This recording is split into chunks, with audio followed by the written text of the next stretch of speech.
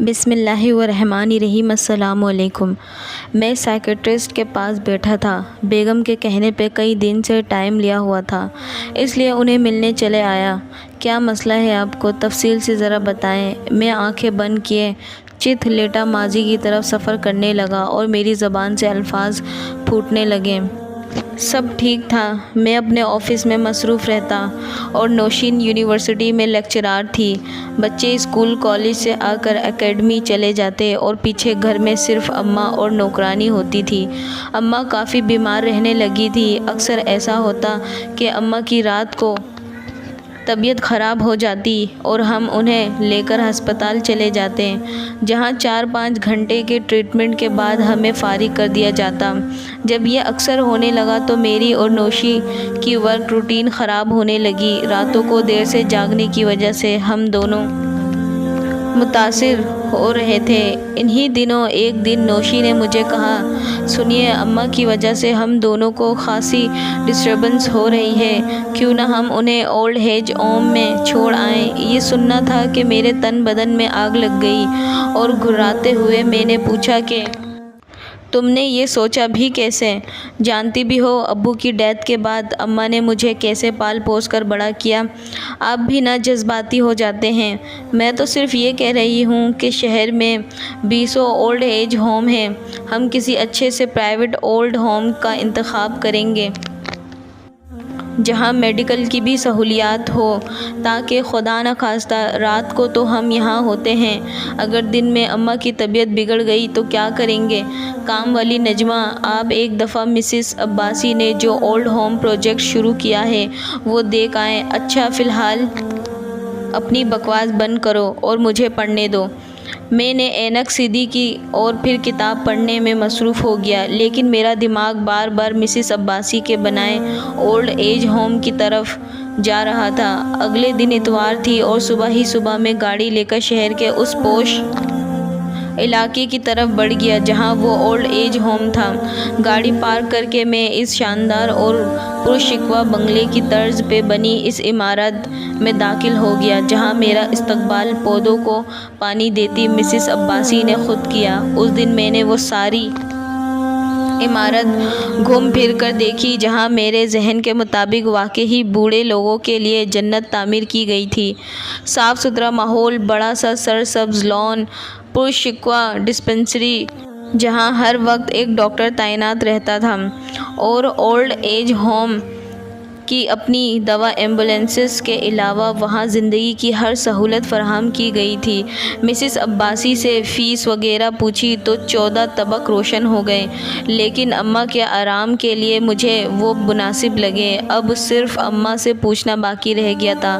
رات کو اماں کے کمرے میں داخل ہوا تو دیکھا وہ بیٹھی بڑے بڑے لفظوں والا قرآن پڑھ رہی تھی۔ میں کمرے میں داخل ہوا تو انہوں نے سر اٹھا کر اوپر دیکھا اور مسکرائی۔ میں چپ چاپ پہلو میں آ کر بیٹھ گیا، اماں کا حال احوال پوچھا اور پھر چپ سمجھ ہی نہیں آ رہی تھی کہ بات کو کیسے شروع کروں۔ یہ مشکل اماں نے خود ہی آسان کر دی۔ کیا ہوا بیٹا؟ پریشان لگ رہے ہو؟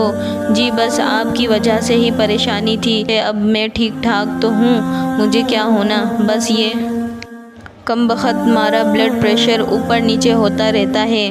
اماں، ایک مشورہ کرنا تھا آپ سے۔ بول بیٹا۔ اماں، میں ایک جگہ دیکھ کر آیا ہوں، میں نے ہکلاتے ہوئے بولنا شروع کیا۔ وہ آپ کی رہائش کے لیے بہت مناسب ہے، وہاں مجھے یہ پریشانی نہیں ہوگی۔ آپ گھر میں اکیلی ہیں یا آپ کی طبیعت تو ٹھیک ٹھاک ہے؟ وہاں ڈاکٹر 24 گھنٹے موجود رہتا ہے، ماحول بھی صاف ستھرا۔ اماں کے چہرے پہ رخسا مسکراہٹ تھم گئی تھی، ایک دفعہ ماتھے پہ بل پڑے اور پھر مسکرا کر بیٹا، مجھے بھی کافی دن سے محسوس ہو رہا تھا کہ تم لوگوں کو کافی ڈسٹرب کر رہی ہوں۔ ٹھیک ہے، کوئی مسئلہ نہیں، جیسے میرے لال خوش ویسے میں خوش۔ اماں نے مسکراتے ہوئے میرا ماتھا چوما اور میں کمرے سے نکل آیا۔ میرا ضمیر اس اس بے غیرتی پہ آمادہ نہیں تھا، مگر میرے حالات کچھ اور کہتے تھے، یا شاید میں حالات کا صحیح مقابلہ نہ کر سکا اور اماں کو میں اولڈ ایج ہوم چھوڑ آیا۔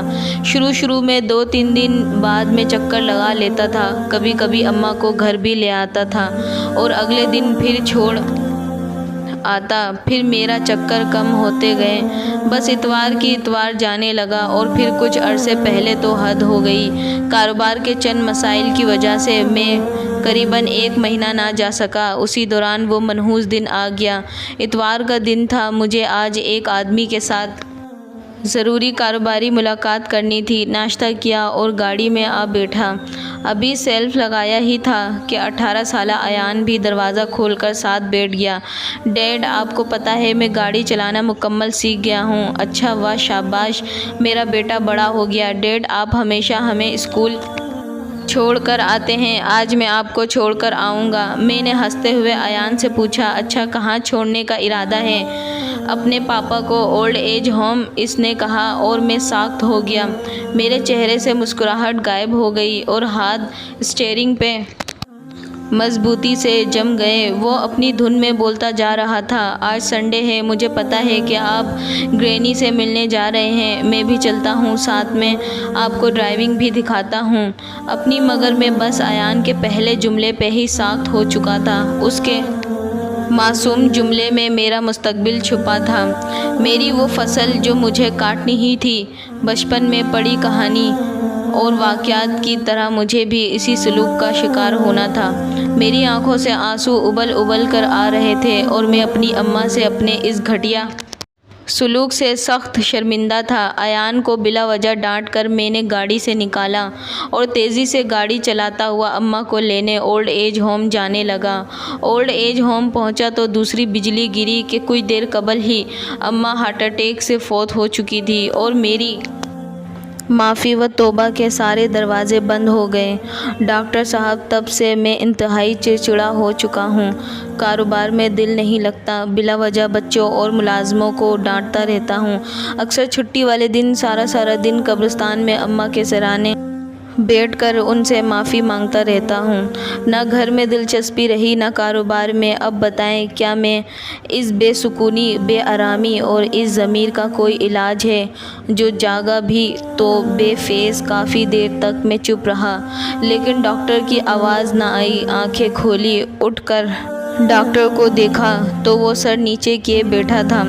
ڈاکٹر صاحب، میں دوبارہ بولا تو اس نے سر اٹھایا اور آنکھیں صاف کر کے بولا، اس کے علاوہ اس بے سکونی کا کوئی علاج نہیں کہ اللہ سے توبہ استغفار کرتے رہا کرو، نیک کام کرو تاکہ وہ تمہارے ماں باپ کے کام آئے اور شاید تمہیں سکون مل جائے۔ یہ کہتے ہوئے اس کی ہچکیاں بند ہو گئی اور گلوگیر آواز میں پھر بولا، میں نے ایک ضروری کام سے جانا ہے، آپ چلے جائیں۔ کہتے ہوئے اس نے اپنا موبائل اٹھایا اور ملازم کو کہنے لگا، ارے ڈاکٹر صاحب، اتنی ایمرجنسی میں آپ جا کہاں رہے ہیں؟